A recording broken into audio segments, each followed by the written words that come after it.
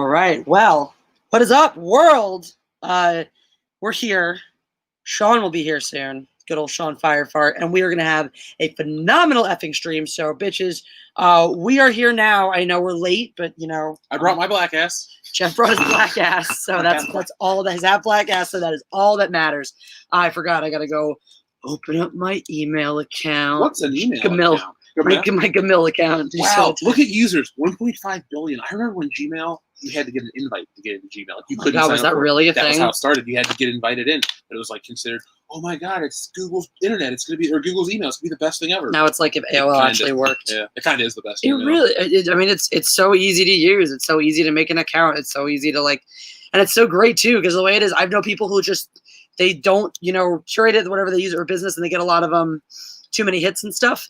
They just make a new email account when their old one fills up. And I'm like, that's weird, but cool. So we're going to have a great stream tonight. Again, first of all, make sure you press the like button if you're joining us. Hello to everyone here, Nerdy Gamer Gal, Stephen Meza, Dr. Coffin Nails, Blue Watcher, Jay Hando for Blue Watcher. Thank you, Stephen Meza. Blue, see what he said? No. Sean let me stealing solo. It was awesome. Nice. I'm glad you liked it, dude. Someone replied to my first. People are really enjoying my tweet about me being my own boss. Mm-hmm. So thanks, guys, for the love of my self-deprecating humor. I realized I fucked up replacing that light, so our lighting's all off tonight. But we look cooler though. We kind of we have this edgy, in shadow look. We were watching that. Remember 1999? This is our 1999. This is our 1999. This is our 1999 aesthetic. You can be Tyler Durden. I'll be Neo. Sounds good. Obi-Wan 27883 is here. We are the all singing, all dancing crap of the world. Mm-hmm. There you go. That's my Tyler Durden for you. Jay, so I said hi to Jay Hando 4 and Doxy Mama 82, of course, is here to watch her husband get schmammered, which is the goal. So as you guys know, it is Thirsty Thursday tonight. I'll drop up the rules as the banner on the bottom here in just a moment. In the meantime, I'm going to shoot an invite over to our good friend. You forgot a comma. Sean. Is that what you meant? You can put that one. Is that what you meant? Clearly, I didn't mean that one, but that's even funny. You should leave it. You guys are fine. Almost. Best super chat ever. Shout out to, what is it? Baltimore? That Baltimore guy or something like that? Yeah. Whatever that name is, it's our favorite super chat of all time. Still now, it happened a couple weeks ago. It said, "You guys are fine, comma." And I think it was in reference, we had gone off on the tangent or something. We're like, oh, sorry guys about this, that, or the other, something we had done or said. And so this just $2 super chat pops in that says, you get. I think that was the intention. Yeah, you guys are all right. But it just read, "You guys are fine, comma." And we read it later out of context. They're like, thanks. But a ringing endorsement. Also, what else? What more was there to that story? I have to know. You guys are fine and what? But anyway, I love that one. Sorry for cracking that right next to the microphone. I apologize to all your ears. Hold on, let me do one now. Actually, I do want to grab a drink because I got to have something to sip between the alcohol. Right, we got to keep that. Look, when you get old, it's not about slowing down on the alcohol. It's about speeding up on the hydration. Yeah, still drink as many beers as I could. Jeff was in there before I went live and looking for my Gatorade. He's like, "Where's it?" I'm like, "I don't know. I'll just die." So if I die tonight, it's because I don't have Gatorade. I did hit send on that, right? Okay, so Sean Firefart has the link. So here's the deal. Here you go. No, Greg, I won't fart on the mic. All right, I can guarantee that I won't. So here are the rules. Here are the drinking rules. Here comes Sean Firefart. We have something very. I can let him tell you what he'll do. He's got another special challenge for all y'all. And I will let you know. So he was supposed to come back after a week of hiatus because we had our double date last week, and he had some personal issues going on and wasn't able to make it last minute. So we drank in his honor last week. But tonight we drink in his presence. Oh yes. So the whole point last week was we were going to try to get him double him up since he missed a week. But then he missed. Now he's missed 2. We have to remind Sean why Thirsty Thursday is the best, most fun drinking show out there, and we have to make sure Sean hates his Friday. This stream is all about ruining Sean's Friday. Yeah. So without further ado, we've got Sean Wick. Our good friend Sean Firefart. What's up, my dude? Hey, not too much. No, I figured, hey, I love judo, I love guns. It's perfect. Hey, it is indeed. All right, so we have some business that we got to get to before the drinking. So let's get that done. Yeah. So, because I know you're a big fan of Ruger Blackhawk, so I wanted to kind of show you my Blackhawk and Blackhawk alike collection. Ooh. So, first one I wanted to show, I've got kind of an ugly grip on it, but this is a Ruger single 6. Here, hold Now- on. I'm gonna do something. I'm gonna try this. I think I can do this now. That yes, perfect. Okay, brilliant. It's So it's 22. This was actually my first gun I ever carried. It comes in. It actually has a spare cylinder that comes in 22 Magnum, which is actually pretty decent for close-up self-defense because it's the same bullet, but it's going really fast. nice. So, but you know, it's just like any Blackhawk. Let me see if you can hear the clicks. There we go. No. So standard single action revolver, which means you have to cock it before you can pull the trigger. Also means if you want to be a jackass, you can do that thing. The fanning thing. Actually, you know, I never did it until recently. Fun little story. My brother finally, you know, I've been nagging him about it, and he was kind of asking his son as he's gotten a little older, "You want to go with us to shooting?" And he finally said, "You know what? Yeah, I want to go." And so we started him out on a Ruger 1022, which is a rifle, and it's the same thing both my brother and I started on. And my nephew actually was shooting the same one. So this is 2 generations there, you know, 3 young men starting out on the same rifle. That's And this was the first time we ever took him out shooting, and I was so proud of him because he was really concerned with safety, so he was very safe. We didn't have to sit here and constantly remind him not to point the gun at anybody. He was already very well aware. And he was initially a little shy of recoil. He was like, "I don't know, is it going to kick a lot?" And I'm like, "No, it's not that bad." And he did so well that not only did he shoot the 22s and the 9mm and the 40 and the 10mm and the 45, he shot the 357. And I brought out my Desert Eagle and 44 Magnum, and he actually shot that too. nice. So I was so impressed. And the fun part was when he shot one round out of the 44, my brother's like, "What do you think?" And he goes, "That's fine. It's kind of fun." So I gave him 5 more rounds, and he actually rapid fired it. So he's just like, boom, boom, boom, boom, boom. And I was like, I love this kid. I gotta say, there's something just like viscerally fun about rapid fire. That's why I like the fanning. It's of course going to be less accurate and whatnot. It's the best if you have an army of large bad guys lined up right in front of you. Right. But it's just so fun to just unload a clip like that, or the Glocks that puts when it's spitting the cartridge out. Yeah, the brass. There's just something really satisfying about that, you know. Oh yeah. And but I was just real impressed because I mean, like, it's the first time he's ever been out, and you know, I've had friends who, you know, they take their son out and they shoot a couple rounds with the 22 and they have fun, and they shoot with the 9mm and that's okay. They shoot a 45 ACP and they're like, "Oh, that's too big." And here my nephew comes up and he's like, "No, the 357's not so bad. You want to try the Desert Eagle?" Okay. He shoots it and then he's like, "That's really fun." And so I think he put a total of about 11 rounds through it because, you know, it's his first time, but he had a good time. And like I said, he was safe with it. And he said, "You know, I didn't realize how much fun this is." I'm like, "Well, that's why we do it, because it is. It's just like you said, you know, especially when you get a chance to do some rapid fire, that can be a lot of fun." I had my friend too. One of his things, he was like, "Well, we don't have a lot of ammo this trip, so let's find ways to make this fun without having to fire off." So he taught me how to do like tactical reloads and stuff with the shotgun and all that. Well, it's so cool. It was neat too because he was like, "So I would put it here." We were trying to figure out. He was like, "Okay, well, the best thing for you, because I was wearing a tank top." He's like, "Just slide it into your tank top strap so that you can do, you know, drop it and get the new shell in really quickly." It was just neat, like fun to learn all the mechanical parts. It's a lot, you know. Reminds me in some ways.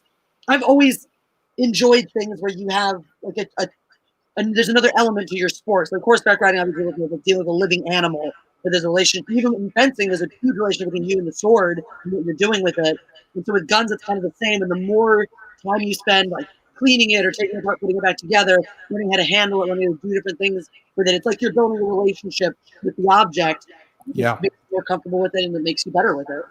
Agreed. As a matter of fact, you mentioned putting things together, taking it apart. After my dad passed away, he didn't have a large firearm collection, but one of the firearms that I actually took possession of was a Taurus PT-92 that he bought back in '91. So it's almost 30 years old. And while he never took bad care of it, it always worked. It always functioned. He kept it clean.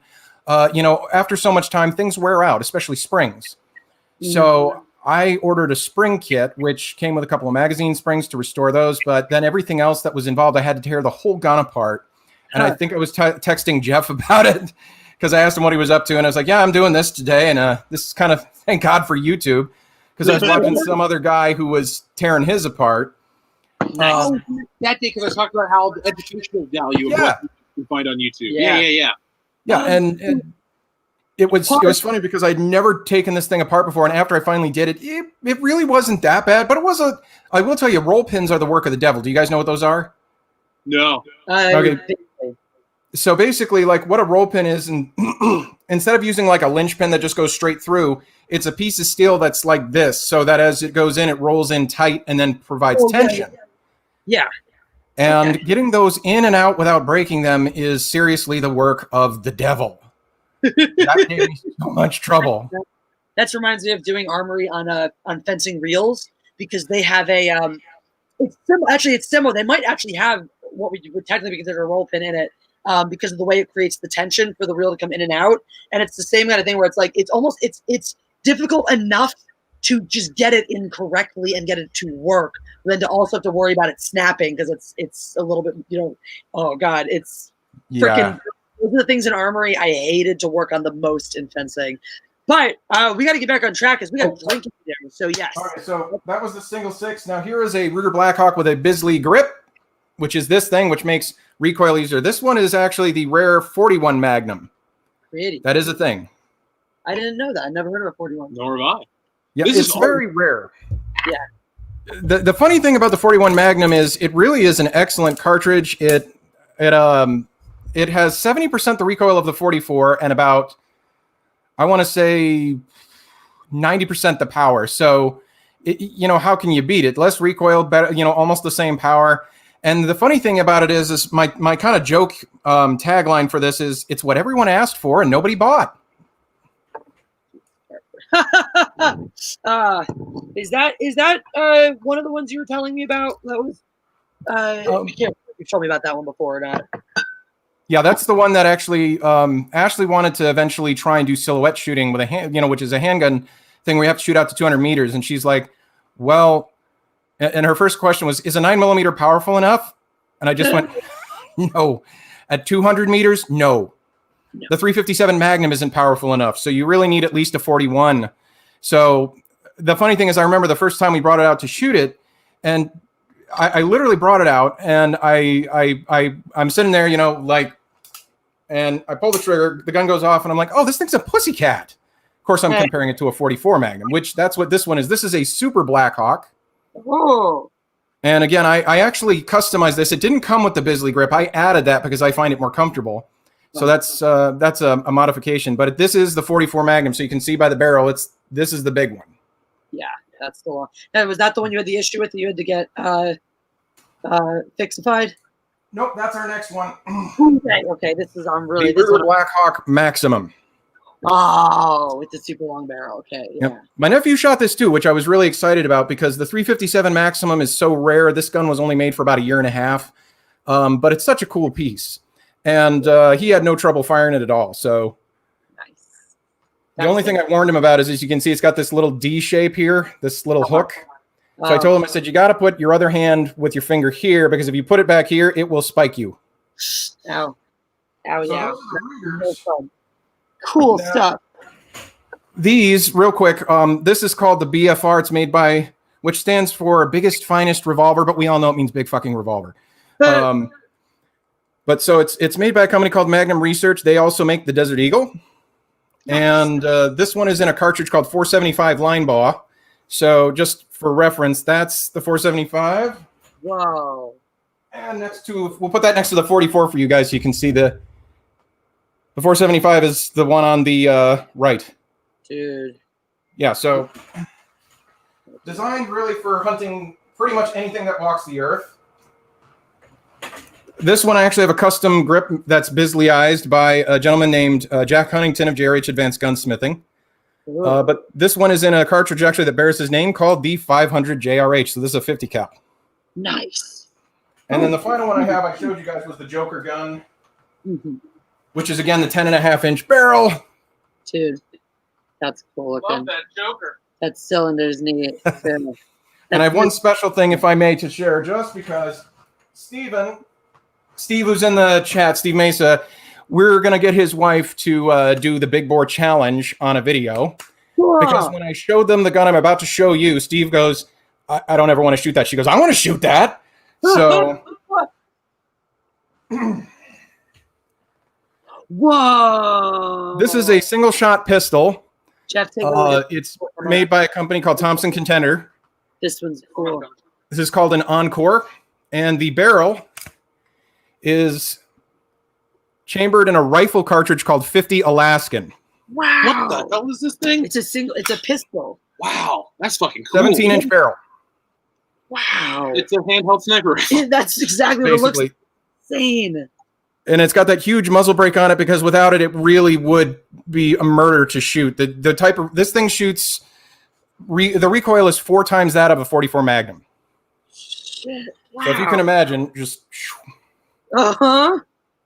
And because of its large size and caliber, I have dubbed it the Kodiak Arrest. Yes. Accurate. All right, if you guys will bear with me for a minute, I'm going to go put these away so that I can break out the beer. Sounds All good. right. All right. You get to thank you for show and tell, though. It was awesome. I loved every single one of those. Oh, my pleasure. When you guys finally get a chance to come on out here, if they ever get the desert open again, because it's way more fun to shoot at the desert. Because right now, because we haven't had any rain, they're still on fire restrictions, which is understandable. You don't want to start any more fires than we already have. Oh, God, of course, right? But pretty much any one of the Rugers, I think you guys would be just fair game for. The BFRs and this, you might want to work up to it if you're interested, because they kick really hard. Okay. Definitely. Okay, I'm definitely interested. We'll work up to it. I did have my friend who introduced me. He put me on some things with some. He put me on he had a sniper rifle that he let me shoot.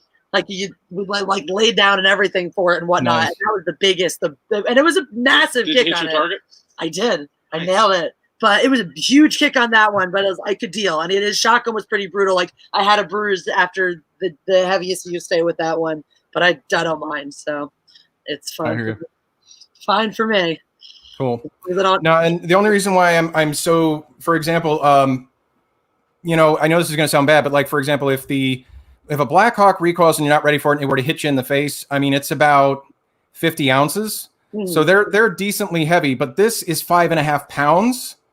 If this hits you in the face, you might get a concussion. Oh, yeah. So that's the reason why I'm always real careful about stuff like this, because it's like, I'm not saying you can't handle it, but you got to be ready for it, because if you're not ready for it and it catches you, it could be real bad. I'm 100% for working up to it. I want to take it. I want to take the step. I'm game to do it. More things, so yeah, I'll work up to it right. Too. Exactly.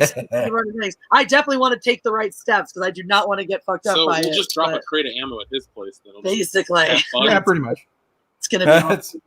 I got ammo. We're gonna have his eyes lit up. I got ammo. We'll bring the Benjamins then. I'll tell you what's funny is when the ammo shortage kind of hit when it started with COVID, everybody's like, you can't find ammo. I'm like, I always buy ammo in bulk because it's cheaper and they'll deliver it for no shipping cost to my door. I mean, it's Arizona, so it's easier to get it in bulk and cheaper.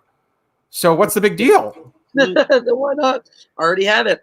That's basically the thing that you always want to have. Like, it's kind of like your emergency food supply. Like, you always want to have a decent amount of ammo on hand if you're a gun owner, because like otherwise, what's the point? Exactly. Paperweights. True. Exactly. But yeah, we got some. I'm glad we pregame because it seems like people don't want us to get hammered tonight, which is too bad because we want to get hammered tonight. We got new stuff too. We do. We got fun new stuff. So Sean needs to go get his booze, so we'll save our so far one and only super chat for him. And he's got an offer to make on the table. Yeah, we'll take our vitamins instead. One thing I'll say real quick, his friend Steven that asked, there's a sequel coming. Just, I saw that. I was going to highlight that earlier. It's cool. Like, it's nice that now, it's going out, it's redoing it. Everyone's excited again. Yeah, it's cool. And the fact that I can do the second printing right away because the story's completely ready makes me even more excited. I dig it. We've been talking a little about the sequel. It's going to be super good. You guys are going to like it. The final chapter. Trilogy is great. But yeah, Jeff and I are ready. We've got our Maker's Bailey's coffee tonight, so we're waiting to drink it till stuff. But yes, Bailey's. It's creamy and beige. Come on, Greg. And then you saw the flashes of our bottles as we handled it. But yes, we have this stock extra bold never bitter coffee. Where's my? That's really for some reason. Is good.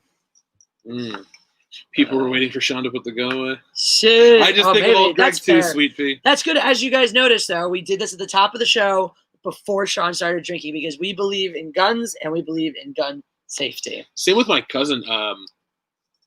You met him, the one that was cuts my mom's yard now. Mhm. He's a big gun enthusiast, and he's like, yeah, we were at a party.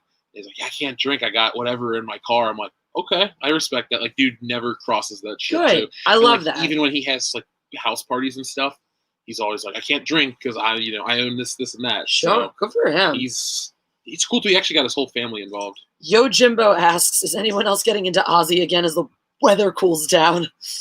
Can't say that I am, but Like the singer, I assume. Ozzy Osbourne. I would assume so. Can't say that I am, The Blizzard of Oz. he's fine. I like Ozzy Osbourne the same all year long, which is He's enough. fine. I like Yeah. a good chunk of his music. Yeah, I don't think I ever have it. I don't think he ever ebbs or flows for me. He's pretty much standard, like pretty much anything Ozzy Osbourne, Black Sabbath I can listen to. A few of them I really, really like. Most things I like, at least enough. So I was right. It was Blizzard of Oz. uh, But yeah, like Crazy Train's a great song no matter when you hear it, and then the Black Sabbath stuff. oh yeah, Even I some love of the- Iron Man too. Have you ever heard? There's a song called Electric Funeral by Black Sabbath. Yeah, I know Okay. the song. It's weird, but I like It's it. weird, but it's good. They have a few. Almost psychedelic. They have a few that are like a little different for their sound that are actually fun. Dude, your popping is so weird because your hat disappeared. Yeah, that's so funny.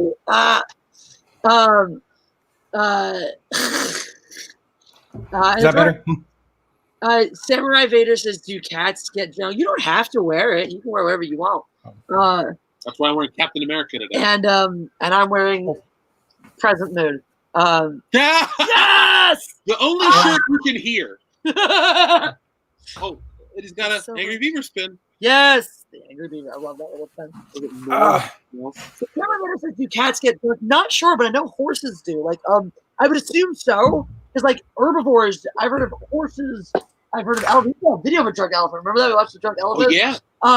Like animals that'll eat Fermented fruits. They're fermented fruits. Also, koalas get high. Basically, they get drunk on eucalyptus, and that's their diet. They're literally drunk all the time. I tried a fermented something like that piece of fruit. Yeah. It was funky and good though. Well, sometimes our cider would get a little bit like fermented, and it actually tasted great. It was like tastes like a hard cider. I still drank it when it got like that. So we are ready to drink. Pumpkin porter. Isn't this? This is from Four Peaks. If anybody's in any area where you can get it, trust me, you will thank me. Weren't you going to try to get some for us? If it's still available, absolutely. You're fucking better. Okay. All right, Okay, we're going. starting in earnest. So I'm glad people are taking me up on getting Sean messed up tonight. And before we start our first drink, Sean, what was the offer? What was the challenge you were going to make to the chat tonight? Okay, so last time I didn't specify. I only specified $100. But the deal is this time it's got to be $100 US because this is going to be a little more challenging because you can't really breathe when you do this. And so if you guys will donate $100 US, I will shotgun a 25-ounce Foster's. This is why Sean is the man, and this is why I am picking up the bar tab when we hang out. I'm so glad I don't have to pay for that one. So there you go. Anyone want to drop $100 super chat for Sean to shotgun a can of Foster's? It will happen in front of your very eyes. We support this. We in the Fandom Menace support alcoholism. If you have a problem with that, talk to Cecil. Cecil. Yeah. Exactly. Cecil's If our alcoholism has a face, It's Cecil. where's that man? Where's the Tic Tac? Oh, God. I honestly love Cecil, but seriously, that guy, he can handle so much booze. I mean, like, if I tried drinking that, I'd be dead. Dude, I went drinking with him in person. Like, he's all legit. It was awesome. Yeah. When we were out in New York City, when I first met him, he's like, yeah, let's go to this bar and do this. And we just kept going. I was like, is he going to take it home with me? Yeah, wow. Yeah, I remember you telling me the stories. All right, you guys ready to do this now? Yeah. We've got whatchamacallit. We got Matt G. Thank you for the first super chat of the night. He says, I saw Empire Strikes Back in theater tonight. Oh, jealous. I'm seeing it in the theater tomorrow. Lucky. Our friend Obi-Wan's going to be doing that. We would be. This is how committed we are to each other. We would be going down with him, but we always do date night every single month. And we realized earlier this week that we hadn't done it yet, and that the only opportunity we have until the month ends is Friday night. So we said Friday night, we can't make any other plans. We have our date night. We go out someplace nice. We have our nice date. We come back. We enjoy each other's company, et cetera, et cetera. You know, and so we already committed to that. And I'm very proud of us because it was a discussion of like, do you want to do this? Well, if you do, but okay, we date night. It's important. I will say that this date night will probably be capped off by Borderlands too. Probably. Jesse, new addiction. I will say, yes, you come home and just enjoy each other's company. Yeah. That's a nice way of saying fucking. Look, I Jeff's company the most when he is inside of me. That's just lay it on the table. That is when I enjoy his, or he can lay me on the table. Yeah, sure. Whoa, spicy. Yeah. I mean, we do have the lift tops. Yeah, so. It's past midnight on the East Coast. It's 9:30 almost here. Like it's Skinemax time. It's Skinemax time. If you can, it's 5 o'clock somewhere. If you can be watching porn on television on cable, then this is fine. Yeah. I never said I had a problem with it. I actually think they took that away. The skin. I did. They like did. This year. Wow. I heard. Well, finally on the coffin. Maybe it's because I don't know. Pornhub exists. They're like, this is. Yeah, I mean, it is dumb. Less that it was like we're purifying this, and more like this is completely obsolete. There's something though about getting good-looking women who fake sex with a dude takes his dick to his leg. Like, there's something to be said. Like when you're trying to pan up, fake porn ever. Like, oh my god! I remember seeing this as a kid, and they like pan up, and like clearly nothing's going in. It's like literally there's one taped to his leg. And like the woman's just like, oh. Now, is that what the kids call softcore pornography? I guess. Fuck anybody. Really. All right, I'm going to share a funny story with you guys about stuff that you see on TV that maybe you shouldn't. And he's not here for me to embarrass him a little bit. So, and if he does show up to my brother Steve, I'm sorry. But so. Okay, so this is just something that you know, when you're kids, you sometimes run across stuff. And so I don't know how it was determined, but my brother apparently found out a way that when you turn the TV on, like, I think it was 99 or something, and you turn the VCR on channel 3, the Spice Channel kind of came in. Ah! That's awesome. Not really, but kind of. Like you could figure out what was going on. That's hilarious. So it was kind of like one of those things where I was like, whoa. And you know, I mean, I'm being fair. I think, you know, I honestly think I was 18 when he figured this out. So he was in his early 20s. So it's not like he was showing this to me at age 9 or anything. You know, I just want to be very clear about that. So, but it was definitely one of those moments where, you know, you're just like, huh? But of course, you know, that was like the year 2000. So, you know, that, you know, the internet started to be a thing. Okay, let me tell you my Spice Channel story real quick. So I always tell you the story about that first wrestling pay-per-view I saw, right? I was down at a family member's house in West Virginia. They had one of those cable boxes, the black box, you get every channel. And they're talking about something, and I heard him say the Spice Channel. And I'm like, oh, the cooking channel? I knew what the hell it was. I had it on earlier. I was like, oh, this channel's in here. Oh, I'm not going to worry about it. I was more concerned with, you know, free wrestling papers. Of course. But, like, I just remember that as a kid. I was like, oh, Spice Channel. Good name. Spicy. Like, there was, like, whitehouse.com or something, too. That was, like, a porn site. Oh, my God. You know, I'm pretty sure because there was a British thing. I think it was a British porn star. It was like, there's about a British porn, like, it's called White House or something. And it's meant to take part like conservative politics. And it was like real. Well, he's dead. Actually married somebody, Millington. Yeah, that was good. Anyway, sorry about that. We got. So, I was going to say, I don't know if Jeff, did you see what I texted you guys when you started talking about my black ass? I did. I'm sorry, I was in the zone for the show. You check it because I'm going to read this super chat, or you can just tell him. The Lord of the Rings, the Fellowship of My Black Ass. Oh my god, dude! When you talk about your Black Hawk Rugers or whatever, I was like, my black ass Hawk Rugers. I'm going to take. I'm just the Lord of My Black Ass. I just do like fellowship of my black ass. Return of my black ass. Return of my black ass. Everyone, my two black asses. Yeah. Oh my God. Russell Hall says greetings. How about that drink? Thank you, cheers, Russell Hall. Thank you so much. I just thought of a great porn title for you, Jeff. Here. Three men and my black ass. Yeah. Oh my God. Oh yeah. You could do 12 Angry Men versus my black ass. Yeah. So Russell Hall was great to see him here. He was on the matriarchy yesterday, poking fun at Anna because she had, I guess, the night before she had a very drunk stream and almost cut her finger off. Jesus. Yeah, I heard about that. I didn't actually see it. I didn't either. I'm very grateful. So I told him if he wants to see us get fucked up, he can always pop over to Thirsty Thursdays.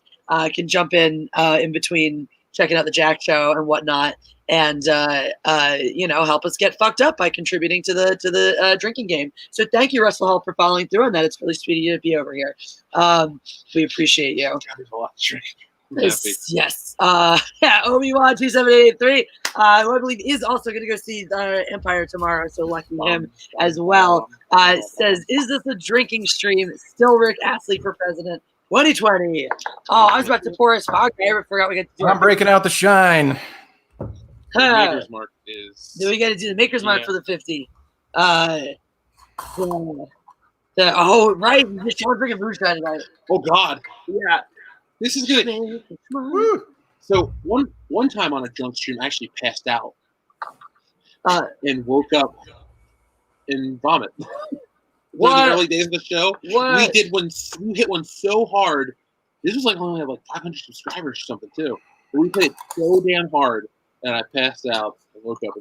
Broski. Broski-dibble? Rough. Broski-dibble. Oh man! All right. So just so everybody can. Oh wait a minute. It's 100 proof, so it's 50%. So it's a little on the strong side. That's okay with me. We unfortunately don't have the cast strike makers, but it's just the regular kind. So I'm holding this weird. I don't know why. Because you pre-gamed on my show and your finger dexterity is not what it's not. I'm trying to adjust my hands on it. That'll get your attention. Oh, is it weird that it's like mixing with like the Baileys and the already in my mouth from the drink, and it's like smoother than it usually is. It is. I think I'm already like preconditioned to drink it tonight. That felt great. You ever done an Irish car bomb? Oh God, yeah, I love Irish car bomb. I want to try one. I've never had. My favorite Irish car bomb story was refereeing at this tournament in further south of here. Great guy he was so cool to his referees, and he would always host us. So what he used to do was take everyone out for dinner, but then it started to get like so complicated to organize the time and this and that. And they had just had their whole kitchen done, this beautiful new kitchen and outdoor seating area, all that stuff. So his wife loves to cook, so they just started hosting everyone at their place. And so she does like great Mexican cooking. This one year the tournament was on St. Patty's Day, so she did a whole regular Mexican dishes, tacos and enchiladas and all that stuff. And then she also did like corned beef and a whole bunch of Irish dishes. Oh my God! She had this whole smoked salmon tray thing, like things that she had done herself with this big piece of salmon. It was fucking incredible. But anyway, plus, and then this guy, who roasts us, he pulls out the nice booze. So he's got us lining up his single malt scotches, knocking. Oh, now we're talking. He is generous with them. He is not stingy about sharing. So we're like having a great time, and it's to the end of the night, and there's one Guinness left. Guinness has been my shit all night. And that's enough to do 2 Irish car bombs. I ain't gonna do one alone. So who here's still drinking? Who's gonna do an Irish car bomb with me? The one person, my friend George. George is an older man. This guy's awesome. George could be your dad, Sean. No, okay. Yeah, he could be your dad. And he's like, I'll do it. And it's like 2 a.m, and we toss back the Irish car bombs. I win, of course, the bottom of it. He does it like an effing champ. He's also like slurring at this point because he's fucked up on whiskey. And then we get into the car with our friend who she's Chris. who had just gotten her shiny new sports. I can't remember what it is now. I'm blanking what it was, but a shiny new sports car. And she probably shouldn't have been driving. So George and I are in the back, and she's taking this puppy like 100 miles an hour. And we're like, I hope you die. Incredible fucking night. Did you make it? We died. Coach, I don't think we survived that accident. Did anybody puke in the sports car? No puke in the sports car, but we had a morning the next morning. But yeah, George is the man. I still remember that it was so funny. This always fucking happens with your friend. I used to hang out with the epee referees. It's like the older epee referees, all around guys around his age, up in their like late 40s, 50s and beyond, all the way up until some of these guys. Ron Wagner's in his 70s and he still murders Manhattans like you would not believe. He actually got me into Manhattans. I never drank one before, but that was his drink, and he got me hooked on them. But he's funny. I've had many a late night with drinking with guys literally who could be my grandparents, and I'm like going to town with them.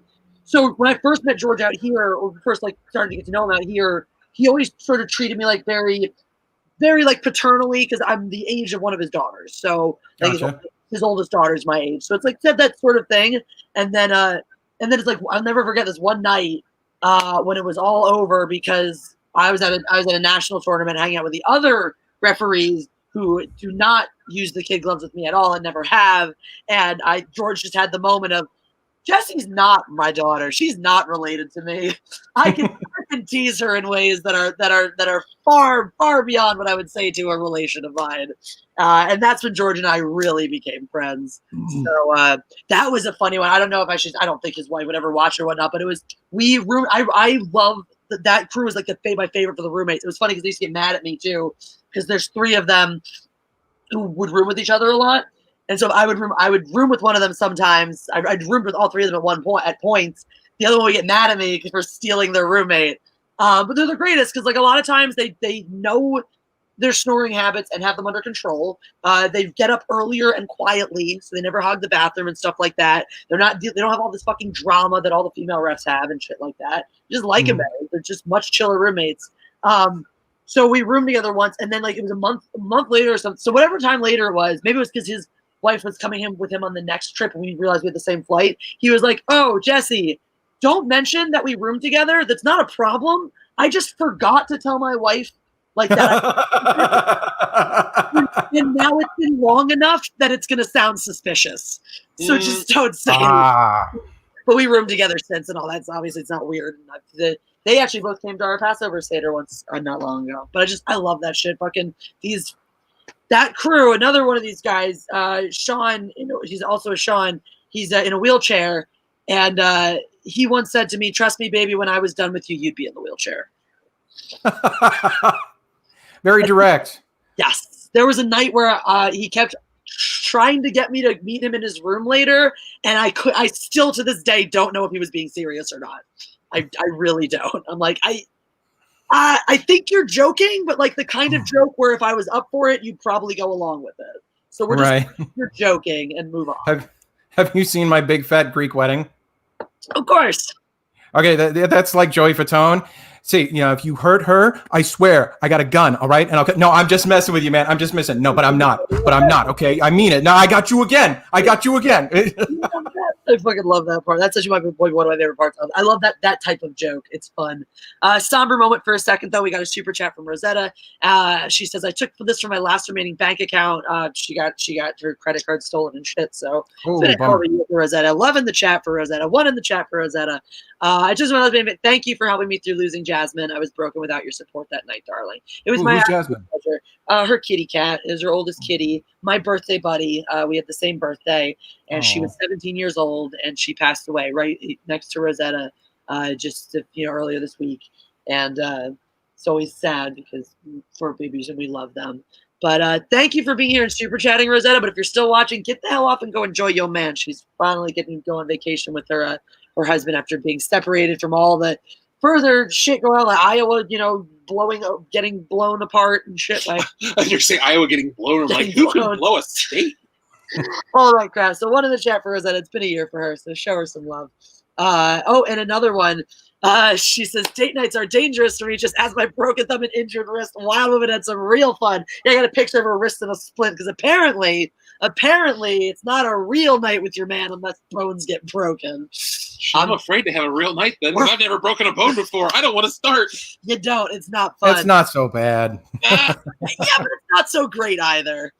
I am going to say that just depending on what happens, Jeff, it could be worth it.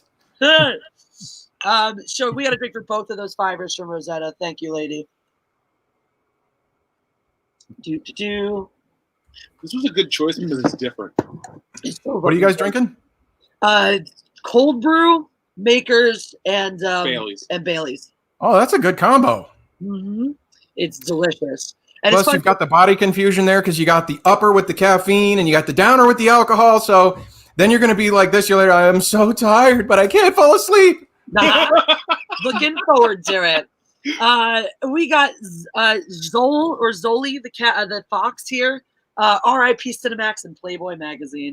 Drink to that. By the way, Zol, thanks for coming on over from the WCBS podcast. Oh, cool. He's there every week. So awesome. Big supporter. And we can tell from what his follow-up's got a lot of sipping to do. Star Wars: Return of My Black Ass. Star Wars: My Black Ass Strikes Back. I like that one even better. That might be my favorite one so far. My Black Ass Strikes Back. The last black ass. Andrew Clark says, have you played AI Dungeon yet? Not yet, but we do have the screenshot saved, Andrew Clark. We got a laundry list of shit to do and check out, but we have not. But I do want to do that because that's the one where we can all play on the stream and shit. I got to check that one out. Keep reminding me because I will check it out. One of these days, too, when we do a game stream or something, we should do that the picks thing. We should find the real one. Yes. Oh my God, that was hilarious. I freaking loved that. And then we got a super chat from Terminus Est. What do you call two bad Jewish people? Bad juju. Wah, wah, wah, wah. You're going to cheers it, bro? That's so fucking stupid, but I love it. As an Italian, if I can tell a couple Italian jokes, just because I love Italian jokes, because you know it's. Womp womp. Womp womp. Well, you suck. Anyway. No, but okay, so I got two for you. Here's the first one. So this woman in New York she's a school teacher. She's got a 9-year-old boy, and it's the same grade that she teaches. So for Christmas, she bought him a bicycle, but didn't know where to hide it. So she's trying to figure out where to hide it so he won't find it. So she figures, I'll ask my class. So she says to her class, where would your dad hide a bike if he was trying to keep it a secret from you? And so the hands go up, and so she calls in this little white kid, and he goes, I think my dad would hide it in the attic because I'm scared to go up there. She says, okay. And so she hands go back up, and she points to the little African-American kid, and he's like, well, I think my dad would hide it in our garage because it's so full of stuff, I'd never be able to find my way back if I went looking for it. So the hands go back up, and she calls on the little Italian kid, and I have to stand up to do this. And he goes, well, I think my dad would hide it in his zipper. She goes, why would your dad hide a bike in his zipper? Well, because he's always going, I got your bike right here.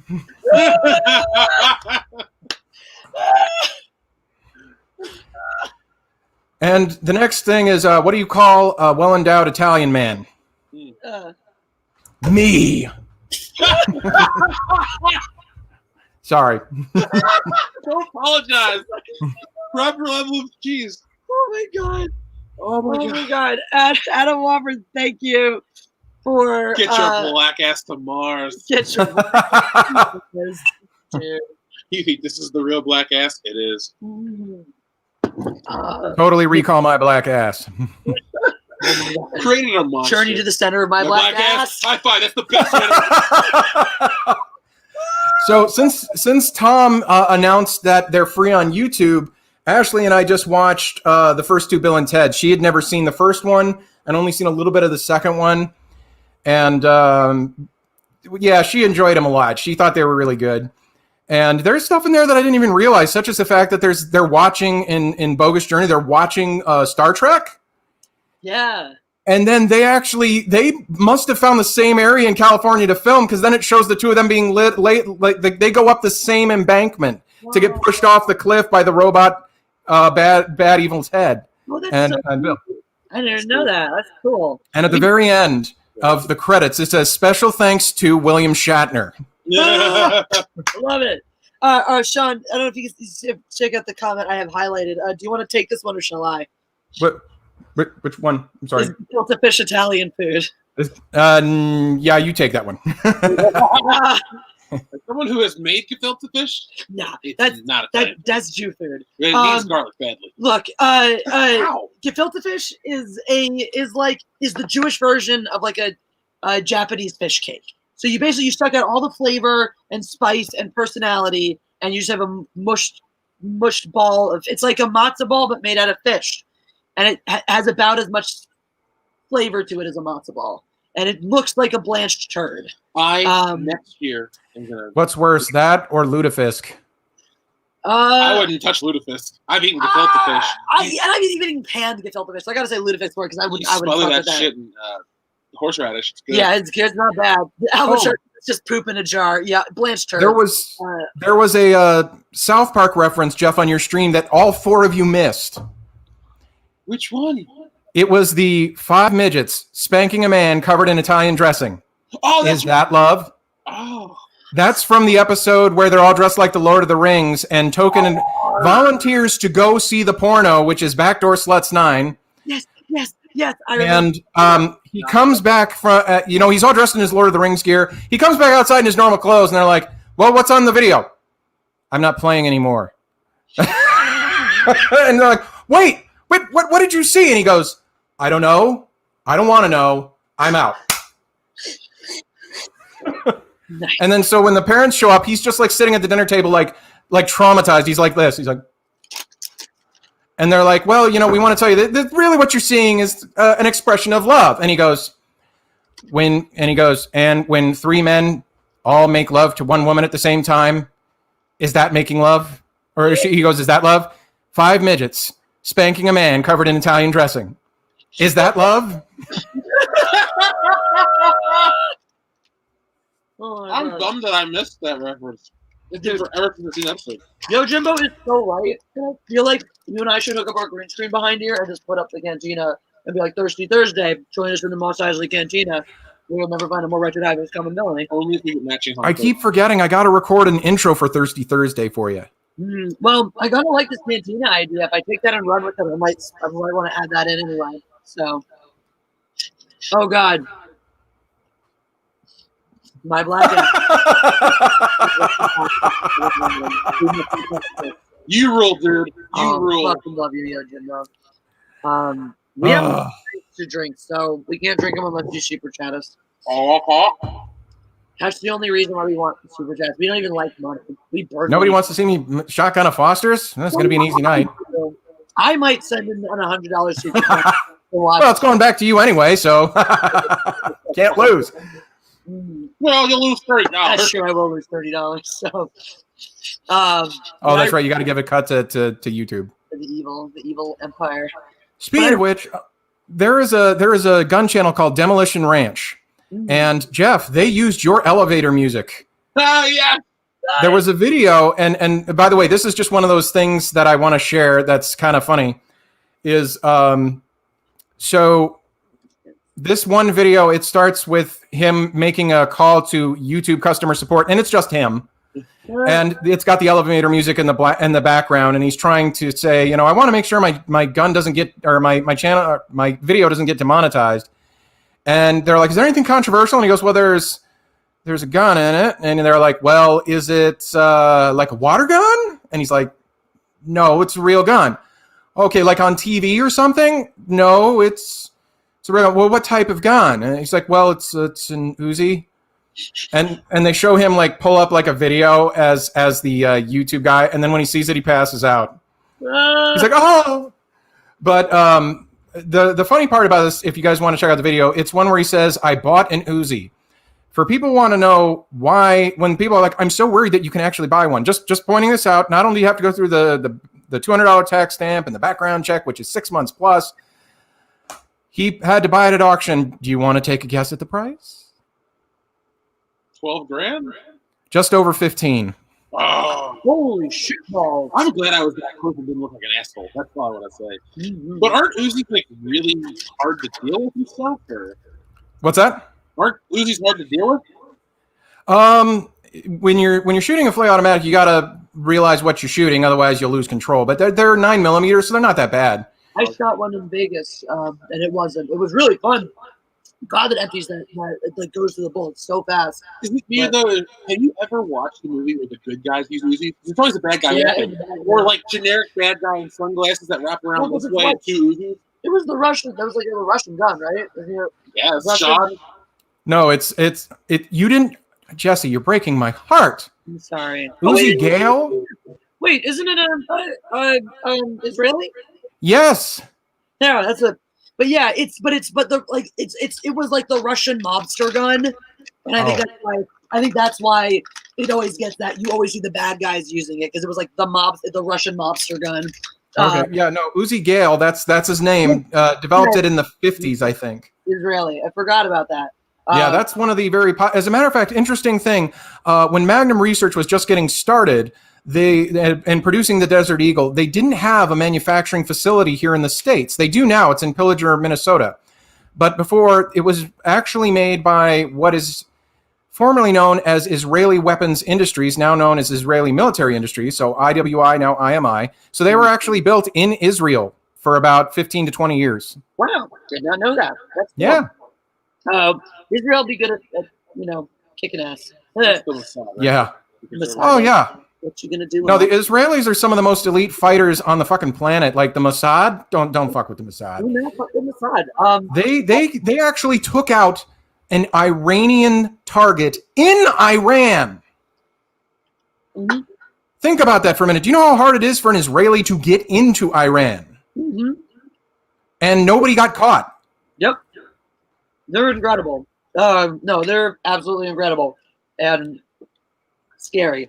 I mean, but like, look at where Israel is. You know, when the UN decides to dump your country in the middle of enemy territory, you got to be able to defend yourself, right?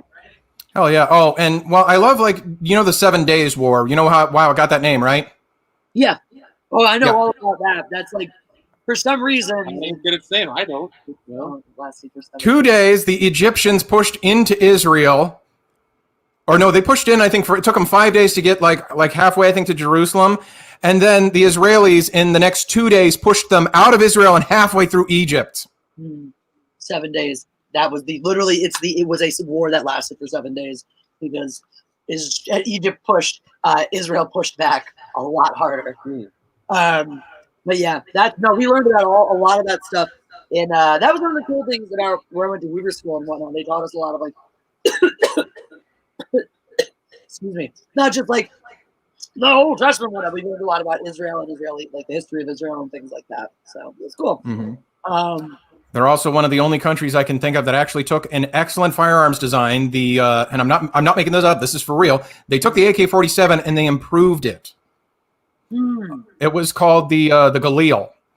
Funny story. The Galil. One thing I always think is funny, and I'll explain why it's there. If you actually look at an actual military-issued Galil, on the front end, there's a bottle opener. Now, why would you have a bottle opener on a fully automatic assault rifle? Short answer, the troops would try and open their bottle with magazines, which would bend the feed lips, and then the magazine wouldn't feed right. So being smart, the military is like, is it really going to cost us that much to put a bottle opener on the gun? Put a bottle opener on the gun. Oh my God, that's incredible. I fucking love that. Brilliant. That's brilliant. That's absolutely brilliant.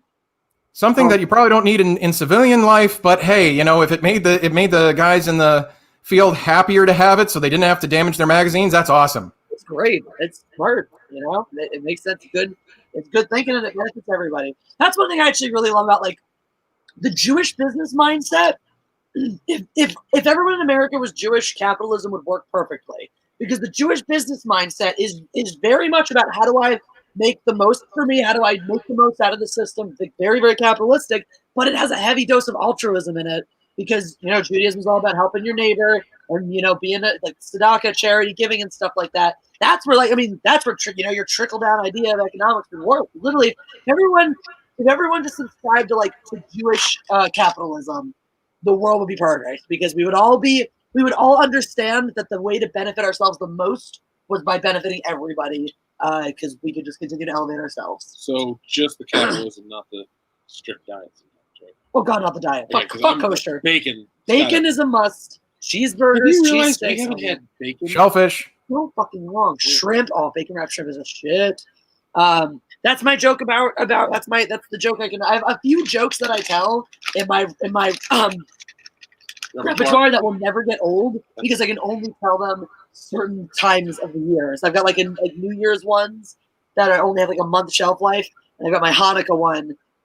That's obviously very. You told me that joke the first day. December one, did I? About bacon wrapped shrimp? Yeah, I did. Yeah, the day we met. Because that's it. It's like You were trying out all your best material on me as soon as you met me. Huh? Working it over. But seriously, you do have like I throw Hanukkah parties because.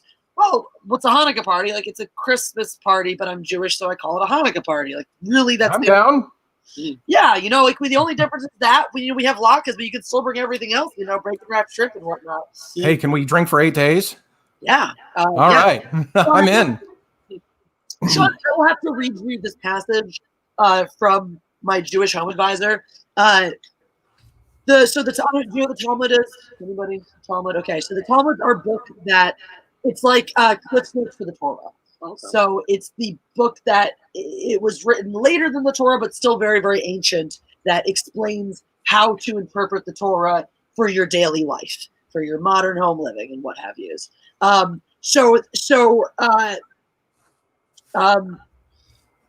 was that word? Oh yeah, so I'm reading it. So my mom gave me this wonderful book of the Jewish Home Advisor. It's great. It's like just how to be Jewish on a day-to-day. It's like being Jewish for dummies. All these wonderful analogies tonight. So it has a little excerpt talking about Purim, which is our spring holiday, early spring. We dress up in costumes. There's the Megillah. You read from the Megillah. It's a story where Haman's this evil bad guy who wants to kill all the Jews like they always do, and Uncle Mordecai's the hero who gets Queen Esther into the court to get the king to fall in love with her so that he protects the Jews. It's a wonderful story. You're supposed to, when they tell the story, you're supposed to boo every time they say the name Haman. So it's great because you're all in a freaking synagogue when everyone's like dressed up crazy things, wearing masks of all the characters from the thing, and with noisemakers. They're called groggers. We just shake around, and make noise with them and shit. And literally, you're hanging out in synagogue, and every time they say Haman, everyone just yells boo and shakes these around. So Nice football game.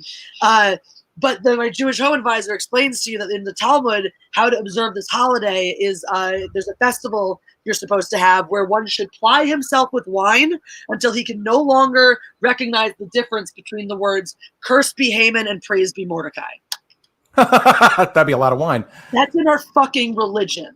That's like my religion says, get back out drunk. Man, the Mormons are missing out. Fuck yeah, Judaism is the shit.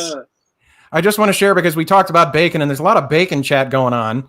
Yeah. So I actually saw this at a gun shop and I bought like 3 different decals and I have to give them to a few friends of mine who are gun fans. So here it comes. Ready? Yay! Yay! That's awesome. I love. And just because you know how everybody, one of the running gags in the Second Amendment community, of course, is somebody gets stabbed. Oh my God, what's wrong with this person? Somebody gets choked to death. Oh my God, what's wrong with the person? Someone gets shot. Oh my God, there was a gun. We've got to ban them. Like, so, in Star Wars terms. That's harsh but solid. I got to get another beer because I'm seeing super chats coming in, so I'll be right back. Yeah, I believe in swords and alcohol. I believe in Captain America. I saw that when you came on, and I was like, that shirt is so perfect for you. It's me. Yeah, I'm a shirt. Martini in one hand, fencing sword in the other. This is the quality at which I would have drawn it too. So this is literally me. Let's be honest, your sword wouldn't look that good. My only question is, would you see, because you can't really have a gun in one hand and a bottle of beer in the other, unless of course you're a redneck. That's different. And even then, I think it would be a gun in one hand and the moonshine in the other. But Sean, did I ever tell you my best Halloween costume ever? No, I can't. Okay. I was in college where Uh-huh. I'm the coach of the fencing team. I'm the one explaining to everyone else on a daily basis why you should never point your weapon at someone not wearing a mask, why you should, call it a weapon, not a sword, and never use it as a toy, whatnot. So for Halloween, I decide I'm going to take my big red fuzzy pimp robe. It's a bathrobe that's just big red and plush and awesome. Take a bottle of Manischewitz, drop it in the pocket, bullwhip in one hand, saber in the other, walking around campus, hitting my friends with both of these items. And when they say, what are you supposed to be, or what are you doing? The response was, I'm irresponsible. Love it. My costume was irresponsible.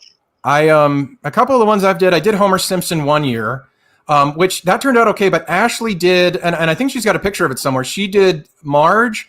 And when I say nailed it, she had the pearl necklace. She had the perfect dress. She took a 2-liter bottle and put like cotton balls on it and then spray painted them blue. It looked legit. I mean, even the shoes, she got perfect. So it was kind of like, I was thinking, oh, this would be great. I had a little badge said Sector 7G. And then she's like, okay, I'm ready. And I'm like, oh, I lost. And then one year, the two of us went as South Park characters. I went as Big Gay Al. And I don't know if I told you about this one. And then she went as Mrs. Garrison. So she put on a bald cap and had like the little horseshoe. Oh, man. That was fun. That sounds awesome. And you said the one I think, though, that I actually pulled off most convincingly, which was great because I could actually behave like the character, is I took a button-up shirt and I wrinkled it up and I put like a tee like this on under it. I got a cane and a sport coat, and I messed up my hair and made 5 o'clock shot and I walked around as Dr. House. Yeah. Yes. Oh, and I could just be a complete asshole to everybody. And everybody just thought it was funny. I'd be like, hey, you're ugly. Get out of my way. And they're like, oh, it's House. It's great. And I'm like, yeah, that's right, fuckface. And they just went with it. That's amazing. Oh, I fucking love it. That's so good. I met someone who dressed up as House for Halloween once, and I think it was probably because he was an asshole and wanted an excuse to get away with it. So it was great. It was perfect. Did you say you needed more beers? Because yes, let me get a beer. Super chat o'clock. All right, go get a beer. Beer. So. I love you. I like how I'm actually like, oh, Sean's not here. We can just kiss with reckless abandon. I mean, everyone's here watching. There's not a bunch of people here still watching. It's us and the internet. It's us with the internet. We're all here making out together. No. I like everyone in the chat tonight, but I don't think I want to make out with any of them. Hashtag alcohol. Hashtag alcohol. Look, I made a hashtag, see? Hashtag pre-gaming gone wild. See my hashtag? I do. That's a pound sign. It's also a hashtag. It's the same thing. I mean, I know. I prefer it as the pound sign. I'm just being ironic. All right. Hey, Jeff, at what point, here's a question for you. At what point in the night did you realize we had pre-games too hard?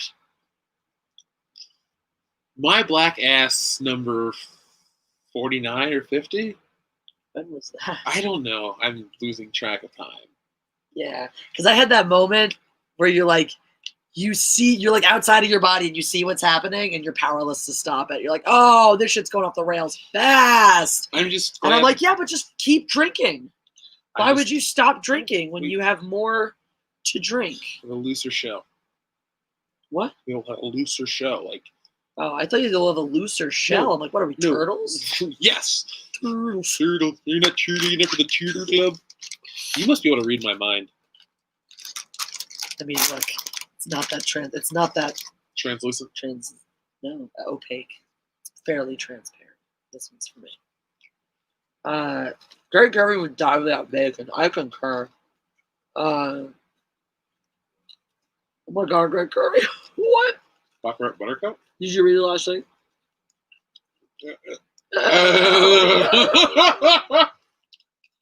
Anyone else do while filming this thing? Watching this thing. Wait, who's filming it? It's time from us. Guys, different beer. We found Galida O Thins. So, yeah, knockoff thins. Different beer. It's the Castaway India Pale Ale from I think it's called Longboard. Longboard, yeah. Kona Brewing Company. Oh yeah, Kona. No, yeah. Well, the Longboard's their IPA. Kona's the Hawaiian company. They make others, Kona coffee. get that out here? Yeah, we get lots of Konas. Always on the Kona variety pack. So it's actually a really solid one because they've got there's like the longboard lager or something. Yep, golden ale, big wave golden ale. A big wave, yeah, the big wave golden ale. That's like a wheat ale or Hefeweizen or something. I really like that one. They're all like they're great summer beers and they're very easy drinkers. Of course, they'll never make a dark beer, which sucks. But you know. See if I can get this to come through. Oh, nice. That's cool. Dude, that looks awesome. That looks great. Zoll says, any thoughts on Avatar 2? I'm asking because I'm getting very weird promotions. All I can see is 400 million burning in Fox/Disney's parking lot. I think it'll suck if they do it. Yeah. Yeah. I just can't think of a reason why. I just needed to come out so I could win that bet with Dion. That's all. Dion, You gotta get Dion on a Thirsty Thursday with us sometime, Jeff. one day, if he's ever like not working on a Friday or something, I will. just hammer him to the car. We would have so much fun with any of the guys too. I mean, like, of course, they're always welcome. We were always talking to them among us. A bullshitters takeover. We got to do it one of these nights because it would just be fun. You know, it's like just be like your show, but crazier. Yeah, I don't know. More unhinged. I mean, did you hear what our game of the week was? The Black Ass team? No. If your dick was a sound when it got hard, what would it be? Oh my God! What? I didn't even care. You know, at first when I read it on the air, I was like, I shouldn't have read that. Jeff, And then all of a sudden, nobody left. We still had the same amount of people, and then everyone started giving sound effects for their dicks. I was like, thank God! It was a Hail Mary play, but it worked out. So Jeff, if your dick made a sound when it got hard, what would it do? I picked the lightsaber at first. We had some really good ones though. Some of them were quotes, movies and stuff. Here's a terrible one. Anybody want a peanut? Oh my God. Hello, pretty lady. Sean, what if your dick made a sound when it got hard? What would it be? And Doxy Mama, if you disagree, feel free to offer your own answer in the chat. I actually have a great story behind the sound I would go for on this because when we were dating, I was kind of the king of like sounds on my computer. I had all sorts of stuff from like different TV shows and stuff like that. So when, like for example, when there would be an error, I had Stimpy from Ren and Stimpy going, "You broke it! You broke it!" So there was one I sent her just to be a smart ass because she said, "Oh, I think I've got this new dress for our date or something like that, and it'll look really pretty." And so I sent her a wave, and she didn't know she had it on repeat. So not only was it perverse, but it kept saying it over and over and over again. And it's from Beavis and Butthead. It's Beavis going, "It's boner time!" Oh my God. So she's like, "What did you send me? It keeps saying it's boner time over and over again." The computer. And I was like, "Do you have it on repeat?" She's like, "Oh." If mine were a dude, mine were a dude, mine would be like a shotgun blast because puberty would be hilarious for me and terrifying for everyone around me. I have the world's quickest way to get punched in the dick by your wife sound here. When I was in college, I had a friend who, now here's the thing. Some people think that any guy who waits till he's married is got to be like this really timid little, guy who just is, thinking of things all moral and righteous. No. Oh, no. No, I had a friend who was very much of the mind he wanted to wait until he get married. But once he got married, he said on his wedding night he was going to tell his wife, "All right, I have been waiting for so many damn years to get this going, so until I'm 50, double time." And then I was like, "And then when you're 50, you're going to give it a rest?" He goes, "No, then I'm going to tell her, well, I'm only supposed to live till I'm 72, so for the next 22 years, triple time, woman, you can rest when you're dead." But the best thing was he said the first time he had sex with his wife, when he climaxed, he wanted to actually say to her, and I'm not kidding, he's like, "I want to quote Austin Powers and go, warm liquid goo phase beginning." Oh God! And all I could picture is, and I remember telling him this, I was like, "You are going to get punched so hard." Oh my God. Well, the worst thing I ever said to somebody right before sex, and by worst, I mean best ever, and I regret nothing. It was his first time, and he was a little nervous. And he's like, "I'm a little nervous." And I'm like, "To what? To boldly go where 41 other men have been before?"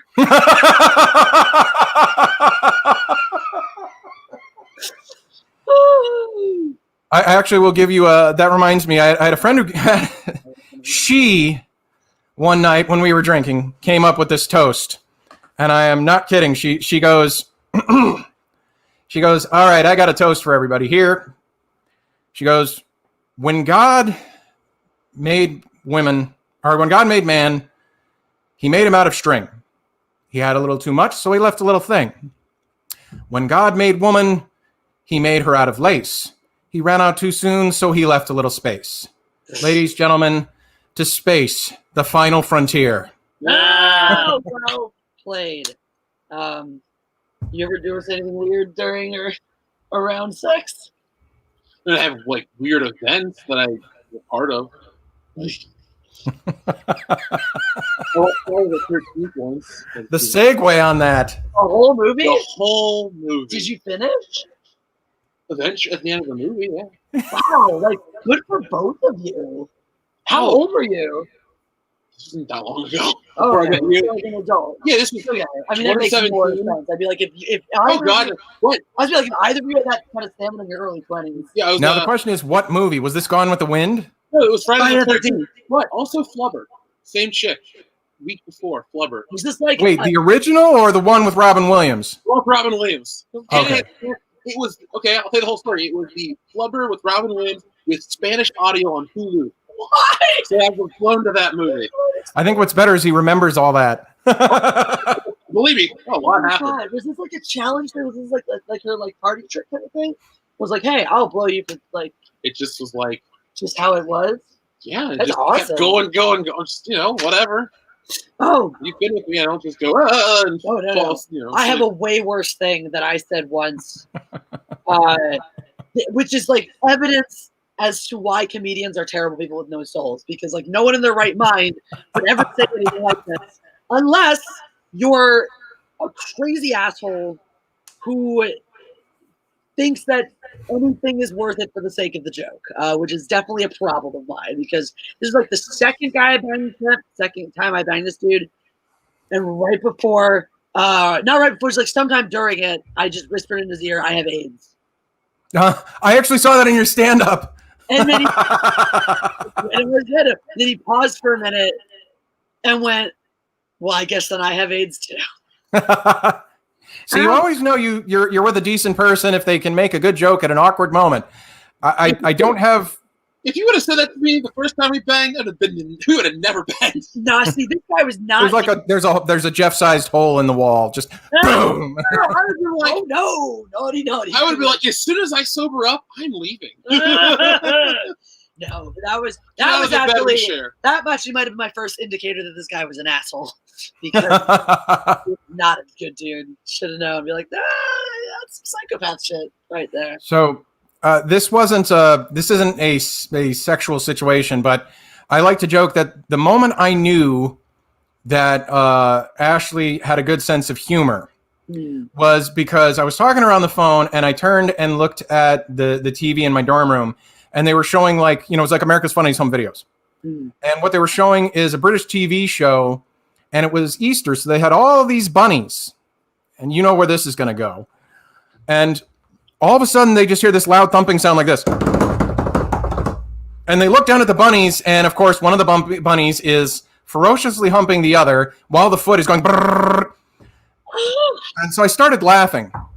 And I'd known Ashley, I think we'd been dating for about 2 weeks, so I didn't know yet what her humor was like. So when I told her what it was, she goes, oh, that's not cool. And I'm like, yeah, I guess it's not. And she goes, what if the little girl rabbit wants to thump her foot too? Then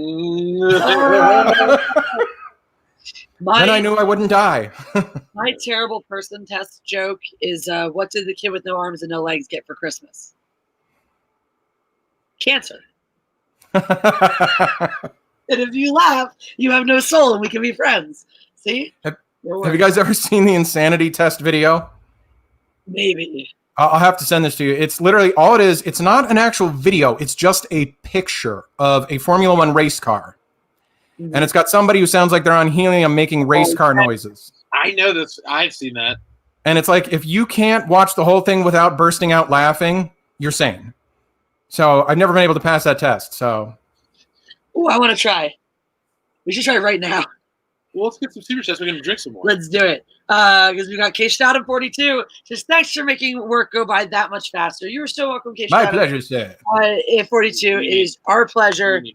Yeah, make sure you finish that one off. Are we doing the? Oh, did you want to do the Baileys again, or did you want to go to vodka? Yeah, vodka. No. Okay, I just thought we had the cranberry, the grapefruit juice. Yeah, Maybe we could. Well, I will say my buddy Steven, I'm going to embarrass him a little bit. My buddy Steven in the chat, when he first started to get to know his wife before they started dating, they were hanging out on a college campus, and he was drinking a soda. And Steve, just like every guy, you don't want to come across as a slob. You want to come across as James Bond, And he's talking to her, and as he's talking, he's just like, well, oh my God, I'm so sorry. And she literally looks at him and goes, grabs the soda, chugs it, and just goes, what? And out-belched him. That's amazing. And he said that's when he knew it was love. Yeah. I mean, we got past the sense of humor. We knew about the sense of humor thing, or the good nature about stuff because of German food. Oh God, you farted the whole night. Our first night, we were gassy as fuck. There's never been a moment of shame between the two of us. Not a single one. I mean, the first night you were there too, even before shit happened. I was pouring vodka for a second. Yeah, went a little strong there. That's okay. What do you have to do tomorrow besides work? Yeah, besides like teach a minor how to fence. You can always call out air quality index was high or some shit like that. I would really love to get a lesson from Jessie on fencing while she's drunk. I think this would be the most entertaining thing ever. Do you even know how good I would be at that? Like, that's one of those things I can teach. I literally can teach fencing to retarded people. That is not an exaggeration. That is not hyperbole. Like, for some reason, everyone thinks that the best place for their socially awkward autistic child is fencing camp. So I've had to deal with that many, many times, and I have fucking made it work. So yes, I have taught fencing to retarded people. I can do it with an adult while I'm intoxicated. We did drunk midnight practice once at college. I closed my eyes and fenced one of my students and won. I'm just going to say, I'm one of those people, I feel fairly confident defending myself with my bare hands, but weapons, give you a blade, I'm standing back. Jeff, good luck. Do you have any sparring here? Do you have like gloves or any shit like that? Because we should totally get drunk and fight. Well, the only problem is, in judo, the only pads are really on the floor. Okay. And I don't have any because tatamis are typically very expensive. Fair. So, well, that's okay. We can bring our extra pair of gloves and we can still get drunk and fight. All right. Can I throw you? We should. Oh my God, we should totally do it. We shouldn't. Oh my God, it would be terrible, but we should. Okay. If you end up with a broken nose, you still love me? Dave, where'd you get that bug? I'm just picturing this. You're seeing my brother. What happened to you? I'm like, I got beat up by a girl while I was drunk. We should both. You should get a mouth guard, and we should both get head guards before we do this. Why do you want to fight me? Just if we ever, I mean, just in general, if you ever. Hey, fighting's fun. It's so fun. I'm seriously. It's not just. It's not going to be balanced. Just for fun. Oh, just for fun. Okay. We're not going full force here, Jeff. I can only go full force. Okay. No, a friend of mine used to always want to put on my gloves and fight when he got drunk, and so I humor him, but he had no idea what the fuck he was doing. He was street trained, and I've been doing a few years of Krav at that point. So I'd always typically what would happen is it'd be a couple times he'd drop his guard and I'd smash him with the hook, and I could see he was getting a little dizzy. I'd be like, "You want to sit down? You want to take a break?" What? No. So eventually I'd go like, "I'm a little thirsty. Let me get a drink. You want something? Sure. Okay." We'd take the break and take a few sips, and we would just never get back to it. Because it was his only way out. They kept his pride intact, but still, without him having to actually win the fight because he couldn't. I was going to say, I would definitely, if I can clear an area, I would definitely grapple with you for sure. Get on the ground. I know that sounds weird, Jeff, I swear to God, this is actual fighting. I'm not talking about anything kinky here. I would do that with my friend Rob a little bit back when we were traveling for fencing because, hotel gyms have, the mat areas for sometimes for weights Oh yeah. Yeah, so or they'd have like the rollout mats. We'd just layer those down, and we would grapple. You gotta For drink a little for this fitness. stuff. I know, right? Oh, we gotta drink Ricky Stoughton. We. No, I was gonna say I have a funny story though about cross training, if you will. One of my instructors at my last dojo is a guy named Sensei Aaron. Aaron was one of the most intense combatants I've ever worked with. Now, I want to say intense because there's a difference between when you're fighting with somebody in a nasty way or harder than you should, and just when you're an intense fighter. And if you're a good trainer, Jesse, I'm sure you know, you have a dial. And depending on where your student is, you adjust the dial to that student. So I don't want to make it sound like Aaron was ever like abusive or anything like that. Absolutely not. He was a fantastic teacher. I would work with him, and it's like, he's on like a level 3, and I would, pull off a throw, and now we're at 3.5, and now I can't do that throw on him, and now I have to work harder. So, but the thing is, he was just an amazing technician, and he was just very intense in the way he did things. Well, he wanted to try BJJ, so he walked into the dojo, introduced himself to the instructor there, and he was totally cool. He's like, I want to let you know, I'm a black belt in judo, so I'm not going to be one of these guys who claims they have no experience. Obviously, I don't know the BJJ way of doing things, and I'm not as attuned to fighting on the ground as you guys are, because we do at least half of our stuff standing up. And so everybody knew who he was, what his background was, totally cool. So the first guy he started working with, he's like, do you want to just start on the ground or standing? Now, I'm just going to say, and I'm being fair here, I'm not saying BJJ guys can't go standing up. I'm not saying that. But when you realize, again, that judo guys always start from that position, and a takedown doesn't count for squat scoring-wise, so you want a powerful throw. Well, the guy's like, well, let's start standing. He thumped him somewhere between, I think he said 4 and 6 times in about 45 seconds. And the guy finally goes, let's take a break. Because the thing is, and I'm being honest, if they had gone on the ground, I think he would have given Aaron a real run for his money, because Aaron was great on the ground, don't get me wrong. But the BJJ guys, it's just they have additional stuff that we don't normally do. So I don't think that he would have had any trouble holding his own with Aaron at all, if not, staying one step ahead. But standing, I remember when he was telling the story, he goes, well, he wanted to go standing. And I'm like, okay. I'm trained on how to go standing, and Aaron thumps the crap out of me. So I want to try those things, the judos and the BJJ sometime.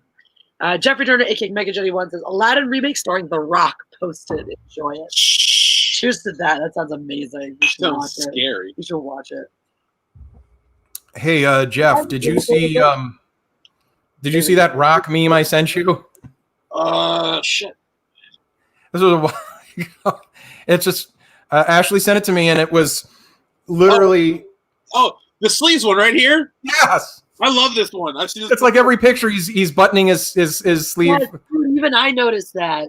And it's always his pose. How awkward does this one look, though? I literally like the other ones are cool. Like that one looks cool. That's just a cool fucking honestly, suit. I should get that suit. You should. Oh my God, you should. I honestly, like, when I think of The Rock, I think of him in that pose. I always think of him in this pose because of his old wrestling shit. Or like this. Or do that. Yeah. What's David Beckham's wife's name? Posh Spice. What's her name? Victoria. Victoria Beck. Okay, she has one facial expression in every picture, and it's this. It's always like her mouth slightly open, and I literally remember one day, Ashley and I were shopping, and I saw there were 2 different magazines with her on the cover, same pose, and I'm just like, is her face permanently in position? What gives? We should have not made this face. What? Acid is going to put the treatment of stomach. Dude, did you see this? Oh, well, I'm glad they recovered.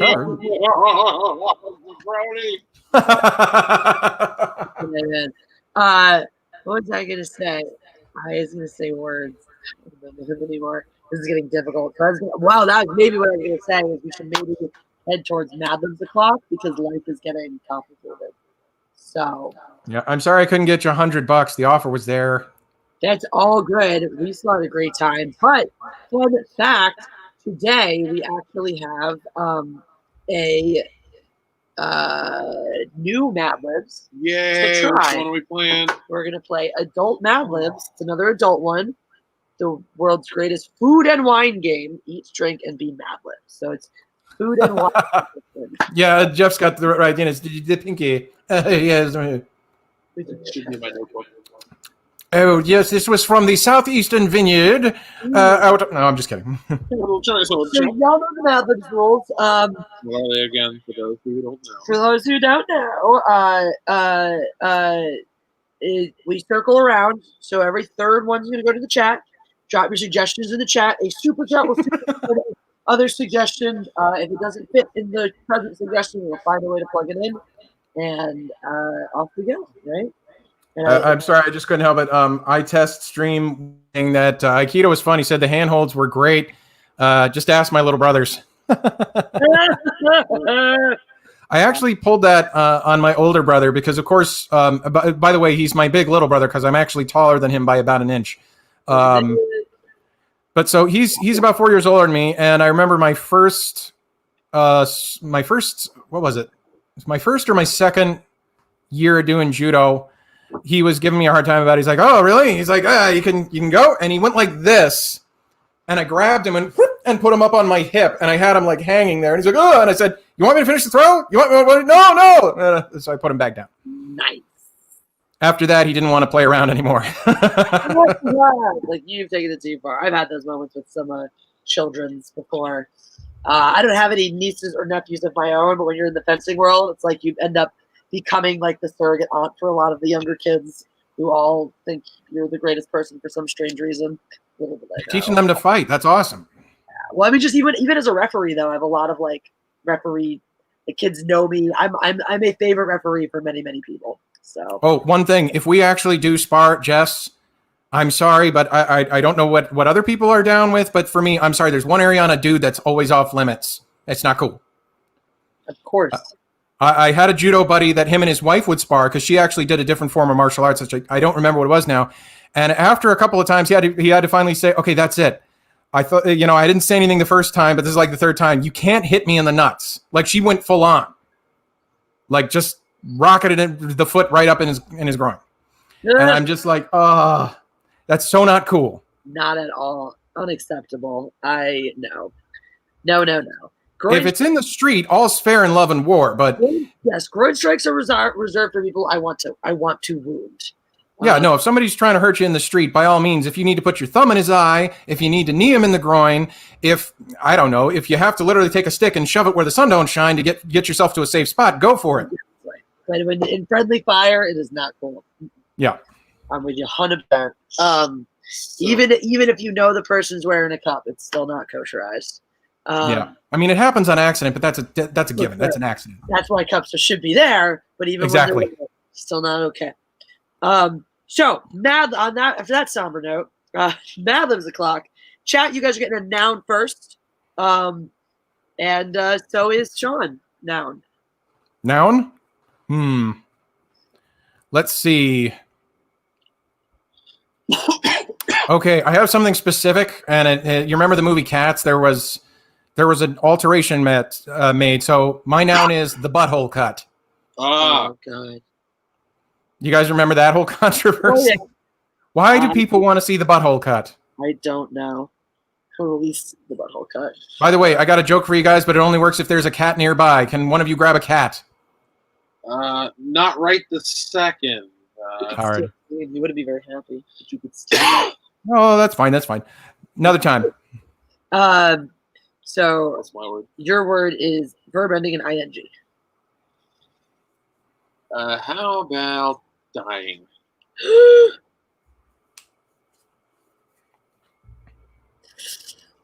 This is taking a different meaning. All right. Merkin. Toxie Mama gave us Merkin, and I'm taking it. I don't need anything else. I don't need one. Thank you guys, but I'm taking it, running with it. Okay. Is that like a guaranteed thing? Like in Cartoon Community back home, if anyone played the AIDS card, like automatically won. It's like Merkin, you're fucking like guaranteed or your trigger word. No, Merkin, yes. No, but like we've never used it before. So Jeff, Be honest with me about Dion. He's got a landing strip, doesn't he? No, I'm just kidding. Little shell down there, lasered. Ah! So we did have. I'm thinking about his sister. Oh, I was going to say just a new YouTube channel that it's not new, but I just kind of ran across it not too long ago. You guys ever heard of Abba and Preach? They're a couple of African-American comedians. They talk about all sorts of stuff. And the funny thing is some of it's real serious stuff, but they have like the perfect balance on comedy. So you'll be talking about something serious, and then one of them will just say something and crack you up. It's a good channel. I really like those guys. Nice. I just want you to know, Sean, it's okay to say black on our channel. Yeah. Okay. I'm just trying to. I don't want to be that guy. You know, if you know what I mean. Well, if you listen to the last 2 episodes of my show, clearly we have not refrained from using black anything. Black is fine. It is a black. Yeah, definitely. There was plenty of black ass involved. Yeah. So much black ass. Too much black ass though. Never enough. Jay Head No 4 says Master Sword. Since I did already ink in Merkin, I did find another noun to plug in Master Sword. So thank you, Jay Head No 4, and we will drink for your Master Sword. That was the boner. I don't remember who it was, but whoever said the Thundercats, sort of omens thing. Oh yeah, good job. You heard me saying Thundercats so earlier. Yeah. Thundercats. Oh! I figure if people are going to super chat, I commit to the bit every time. Man. Good. Like earlier on, I was just like, oh, I'm not going to do a stupid voice or something, and now I'm just like, fuck it, because it's fun. It is fun. By the way, I think you got my black ass. The last one I sent on the super chat was because of the Devil Wears Prada, so I was like, the Devil Wears my black ass. Yeah, I love that. One. Go over that one. It was great. I was like, that takes on a dark meaning if you want it. Does. Oh my god. Ew. So, chat, you're working on an adjective for us next. Sean, you have an adjective. Adjective. How about sneaky? Or sneakily, whichever way it works. Sneaky. Huh. What were you doing anyways? Sneaking. You know, it's the best. So what's the curse about precious what were you doing? Anyway. Actually, my favorite part with him, it's only in the extended edition, so I don't know if Jeff's seen it. No, yeah, but seen it. Only seen the must be getting close to tea time, at least in decent places anyway. We're not in decent places. And that is right out of the book. Oh, yes. It's so great. I love that thing so much. Do it. Get it part of the body, of course. How about soul? I so want to just take screenshots of Henry Cavill in The Witcher where he's not wearing a shirt or something, and while you're doing the matriarchy, just send it to you so that you can put it up on screen so we can hear Anna squeal. Do it. Seriously, do it. I will love you for that. That'll be amazing. Oh my god, fucking do it. I just love her reaction last time that I think it was last week. You brought up something about him, and it showed a picture of him in some kind of I think he wasn't wearing a shirt, and she was like, ah! She just got so excited. Yeah, it's hilarious to watch her do that. Yeah, when I pulled up the James Bond article from freaking Sweet, it was hysterical. Oh my god.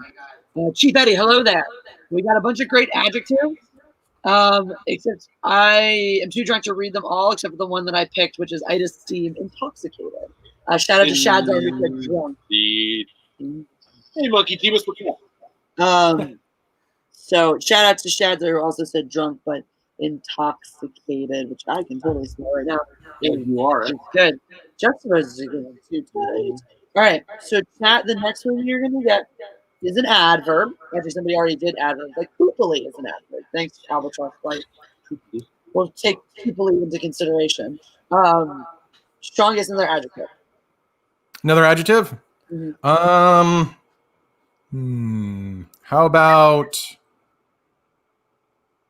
adjective, noun? What? Adjective or a noun? Adjective. Adjective. Okay.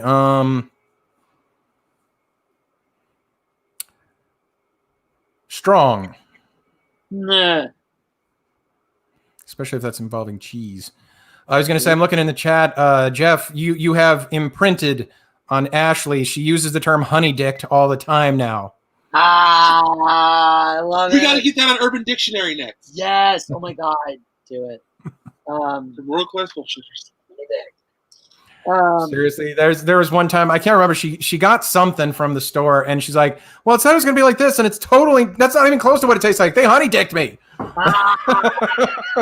Yes. I love By it. the way, our audience demographic, male to female, has changed.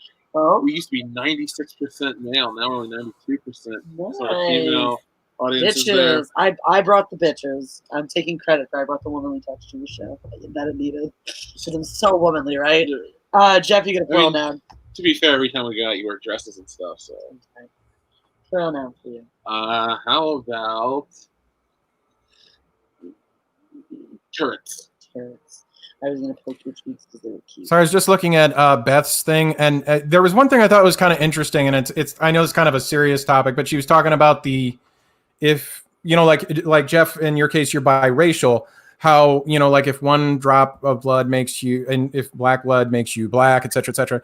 And I thought it was interesting because, you know, it just kind of an interesting side point. Terry Crews made this point about black supremacists.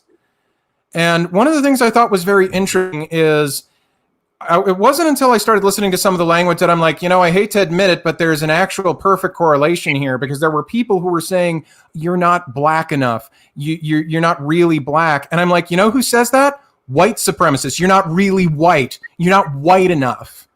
I'm like, you know, I hate to say it, Terry Crews got a point. It's the thing I don't like is I think using the term black supremacy is a false equivalency. I agree that it's like the same type of damaging methodology and ideology. Sorry, the same type of damaging ideology. It's that same thing, but just in execution too. It's like it's like I said, I think it's the wrong word because I don't think it's just the black version of what white supremacy's goals are. But it's that type of exclusionary bigotry. I do think it still is very big. That's what I'm trying to. It still is very bigoted, but I don't think supremacy is the right modifier. I think it kind of depends on the person, because I did see a guy who was giving a speech talking about the only real way for the world to go forward was the extermination of white people. Oh, I do think that there is definitely not saying all people who think that way are. I'm just saying that there are some schnooks out there. Let's put it that way. There is. I mean, someone's just a Nick Cannon, you know, too. I do think there are people who believe in black supremacy. I don't think that particular attitude necessarily goes into that, but I do think it's fucked up and bigoted. But yeah, no, for sure there is definitely a conflict, an idea of black supremacy that exists for some people. Yeah, I guess I'm just one of those people. I'm like, well, we're all human, you know. Did we learn nothing from all these like Ancestry.com, 23andMe sites and whatnot, where everyone's got a little bit of fucking everything in them? You know, I had no idea I was 80% everybody in the world. I just always wonder why people are like, I'm just gonna send my DNA off to a random place. Yeah, that's what I never understand. I would never do that shit. Like, did you hear when I read the clause that okay, so you know, like the content sharing clauses that places that something like YouTube has. That's like, you know, we have the right to distribute, to use your whatever you post on our platform. We have the right to use it any way we choose, basically. Ancestry.com has that same clause, but what they mean by user content is literally your DNA and your genetic sequence. And they have put a blanket clause where they can do literally whatever the fuck they want with impunity. Yep, it was terrifying. I saw that and I was like, no, I'm not involved. Nope. Stay away from me. I'm excited because she realized that means they can make clones of her one day. Would they though? Who knows? That was the other thing she said. Probably not an issue. She's like, my genes are so fucked up they wouldn't want them. Yeah. Sorry for bringing up the serious topic. No, I guess one of those things where I just don't get where it's like you're not this enough or you're not that enough or you need to be more this. And it's like, screw that. You know, it's like every drop of everybody's blood is human DNA. So, you know, that's why I go back to, it's funny because like he's the villain of the story in Shakespeare, but Shylock gives an incredibly poignant speech. You know, if you cut us, do we not bleed? You Merchant of Venice? Yeah. Oh, I thought you said just for play. You said Shakespeare. Give me a second. I was like, wait. Yeah, Shakespeare, Merchant of Venice. In this, I was like, wait, that's Merchant of Venice. Oh, duh, you wrote it. Yeah, it is. We're drinking. We are drinking. We are very drinking. Alcohol does have a funny effect on all of our memories. And yeah, so it's I think it's a very poignant speech even for now. But I'm just laughing at Beth. Beth. I have a little Native American in my blood. Oh my God. Warren, at least. Oh, fucking Beth. Showing me smalls. I love you, Beth, by the way. I know we haven't. Beth, I love you. Isn't that really called, like, I love you, Beth Cooper? Yeah. Oh, shit, okay. I love you, Beth, too, girl. All right, where are we? Because the chat was working an adverb like forever ago. I might just go with poopily if I can't scroll back up enough. Poopily. Poopily is good. Poopily is She's good. poopily. Hastily was here. Unwaveringly. Ooh, that's like a really good word. Didn't I just realize? Oh, I didn't see Dr. Mama submitted honey dick as an adjective. I missed that one. No, that'd be a verb. Or yeah, I guess it would. Because it's too honey dick. It's an action, yeah. Yeah, yes. What's the synonym of it, Jeff? Swindled. But couldn't you be like this poor honey dick fool? Couldn't you use it like an adjective? You could, yeah. Like someone who had been honey dicked, you could describe as honey dicked? Yeah. I would think so. I would agree with that. All right, I'm going to go with poopily, though, because it's easy. I was going to say I was just looking at the chat again. There was a great meme I saw during the week that I think I actually saw it on Doomcock's channel, which if you've ever, or not on his channel, I'm sorry, on his Facebook page. If you've ever been on his Facebook, Beth, you rule. Isn't it great that she's completely irrelevant now? Yeah.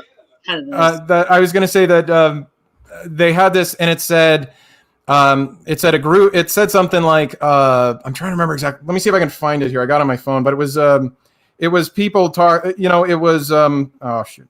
Sorry, the alcohol is definitely affecting me. It does that. It's a thing that does that. I'm gonna give the chat the next suggestion. Cool. Sorry. An adjective. So. And then what do I got? I don't have it. Or maybe we could just take honey dick as the adjective and give the chat the next one. Okay. We're gonna do that because I really Oh, actually, now I'm a person that when you make a political joke, if it's just funny, it's funny. So I don't take offense to any of that kind of crap. So guys, I can't see. Oh, nice. I just got a kick out of that. No, this thing, it said the squad going out ready to be oppressed, and it literally is a group of white girls, and they all have like pink hair and purple hair and all that stuff, like getting ready. And I'm like, yeah. And that's kind of the point. They're all white. Let's go be oppressed. Yes, I have so many feelings about that. You're trying to make this controversial, though. Stop it. You're gonna make me mad. I don't want to be mad, right? You won't like me. Well, you'll actually be all level when I get mad, but I don't want to be outraged right now. You know what? More of that pasta sauce I made. Dude, I was thinking that earlier when I was walking back. I was like, shit, I won't have time to make the turkey salad. And then I was like, we should just have more of lunch. Yeah. Actually, I have something that's not controversial that might make you mad. What? Sunday. Do you know who you guys are playing? Oh, yeah. We know. My team. I'm just going to say this right now. Enjoy the win. Who's your team? Cincinnati. No, I'm not from Cincinnati. It's just my team since I was a kid. So why would you ever choose to be a Bengals fan? We don't. It was the 80s, okay? We actually did pretty good in the 80s. I forgot because it really is so long ago so as to escape memory. So they were in the Super Bowl once. Yeah. The whole Disney World one. Mm-hmm. I think started over 89. Yeah. I'm so sorry for you. But anyway, thank you because we really fucking needed it. Enjoy the win. We're going to lose. We lost to the Browns last week, so I don't even want to talk about it. We should the betting against Washington to open the season, so we need a fucking win. We appreciate your sacrifice. Dude, if the Bengals take one on us. Oh my God, it's gonna be hilarious. If the Bengals beat the Eagles, I might actually take my own life. So it's been nice knowing you guys. Come on, Bengals, let's do this. This might be the last time you ever see me. You know where you are? You're in the jungle, baby. You're gonna die by your own hand. Just take one of the cat's claws right now. I will say this: for sure thing that you will live till Monday. I love it. You are 100% safe. Fucking excited. All you got to do is put some cat treats on your face. and they'll smother you. True that. Easy done. Easily. Or just let Lando drool my fucking mouth again. I'm lying on the bed, and we're like cuddling or something. He walks up to me and just drools directly into my mouth. I spit it out onto him because fuck you. No. We have a running joke about our dachshunds. If you pick them up and their head's near yours, they'll try and lick your face, and you know that. But the thing is, what has happened is someone will talk to you, and you'll turn your head. And if you're not paying attention when you turn back, they'll get you right in the mouth. I love fucking. I think it's so. I like to joke that they're German dogs, but they will French. Oh god! I think it's so hilarious when dogs try to lick the inside of your mouth. Two of our noopies, the ones we had when I was a teenager, always wanted to lick it. Like if you opened your mouth. We used to play a game where I would just go like to one of them and watch him go and just stop right before he got there. And it was hilarious unless he fucked up, and then it was disgusting. My mom's German Shepherd. She would always pant, the tongue's hanging out. And the thing is, if you went to try and grab her tongue, she would slowly pull it in. So it wouldn't be like like that, but it would be like, and she'd just stare at you like, we're back at that again, are we? Every dog I know is like that. Well, quickly usually, but every dog I know would try to take it in, except for this one dog sat in college, Zeus, the dumbest dog I've ever known. He would be panting. You could wrap your whole fucking fist around his tongue and just hold on to it, and you just sit there, still trying to pant, just kind of looking at you like, what's going on? So, oh my god. Meanwhile, back at the ranch, chat, you guys are giving me a noun. That'll be your last suggestion for the night. Sean, you get a part of the body. A part of the ooh. Oh my. Cervix. I was gonna say taint, but I'm like, nah, we've done that. Funny, because did you see what Sean was doing while he was thinking? Dangerously close. He was like, Did you see Ashley in the chat, Doxy Mom? She put it was a meme, or it was the little emoticons. There was a honey and a cucumber, honey dicked. Yes. Or no, I'm sorry, eggplant. It was honey eggplant. I'm sorry, you're only a cucumber. Mine's an eggplant. Oh God, Jeff, a noun. How about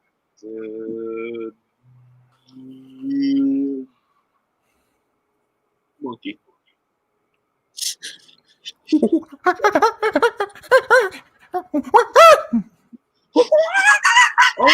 don't get the Jumanji.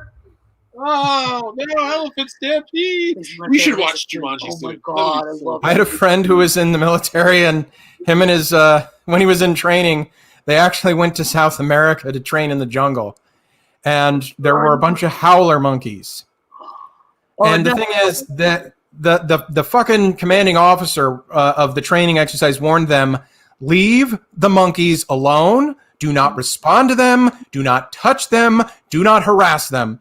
And of course, one dumb fuck private threw a rock at the monkey when it started howling at him. Now, keep in mind, there's like 8 or 10 of them in the trees as they're marching through the jungle. So they threw something back. You want to take a guess? Yep, they got covered in monkey shit for like 10 minutes. Done. I gotta stop because oh my god, wait, hold on, this is hard. Shadzar said douche canoe, but VJ Baker said used condom.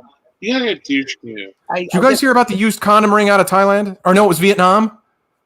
What? This is real. This really happened. This woman was caught. Shadzar. She bought used condoms, cleaned them, reshaped them on wooden dildos, packaged them, and sold them.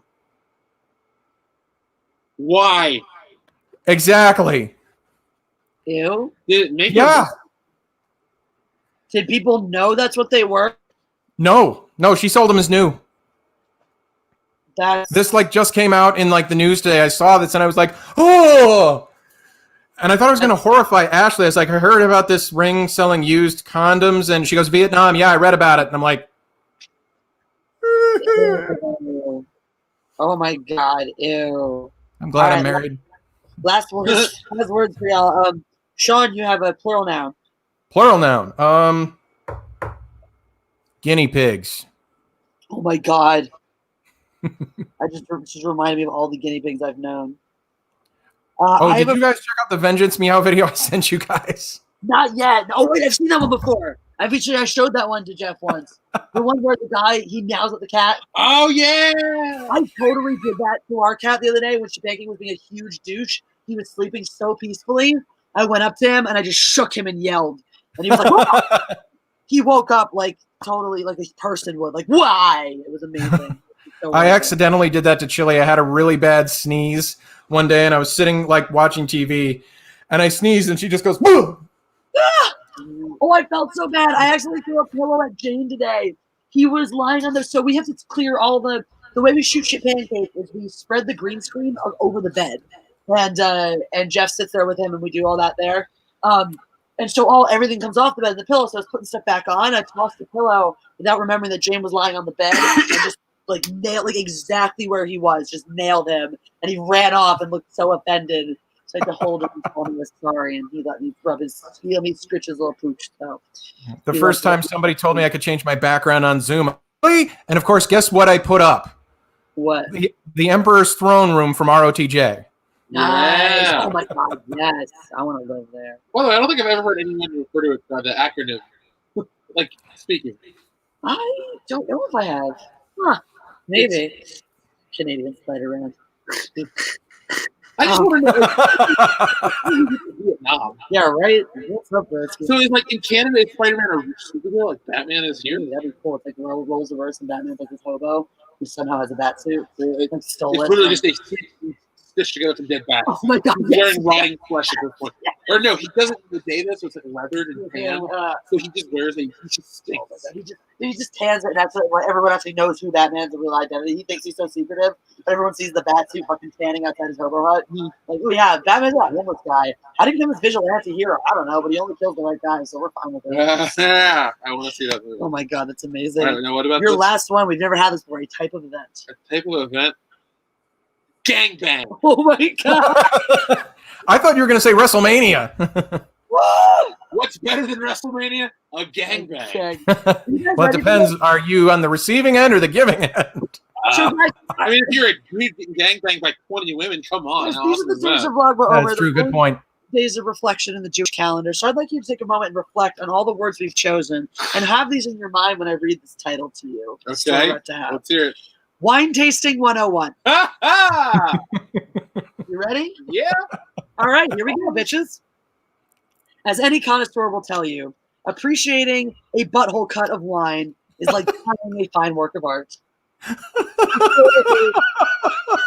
you must hold up the glass to examine the color. Does the shade remind you of a merkin?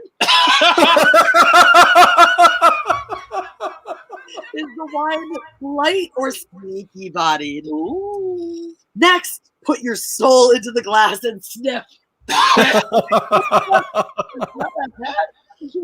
wish I would have picked the asshole part of the body. Come on. Put your dick into the glass and I think soul is hysterical. Oh my god.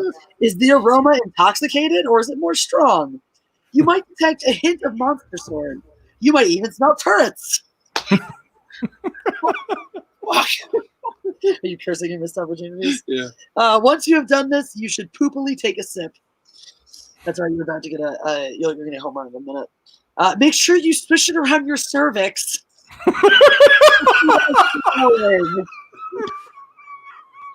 I actually just thought of the logistics of that, and it grossed me out. Like cranberry juice. it's a different way to get drunk.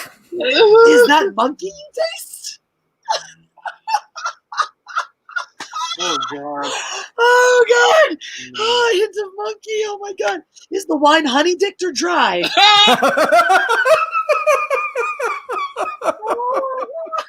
Oh, congratulations! Now you can impress your guinea pigs the next time you attend a gangbang.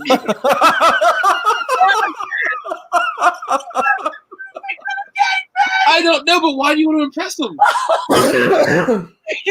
Hey guys, I was in a gangbang. They just keep running around. English. Making that loud squeak sound. And don't forget to raise your glass and give the classic toast to your douche canoe. Oh. What? Indeed. That's one of our best ever.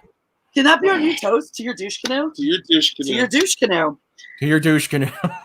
That's almost as good as using your cock rings to sense your opponent's asshole. Oh, oh my God, yes. Oh, dude, I remember forgot this? about that. Yeah, did you just discover what it was? Yeah, That's I'm ready incredible, for it. isn't it? Is that challah? No, it's cinnamon. We ate a loaf of brioche. challah last We week. did eat an entire loaf of challah on Rosh Hashanah. We finished the Challah whole is thing. really good shit. Oh, dude, this is close. It's the cinnamon brioche twist.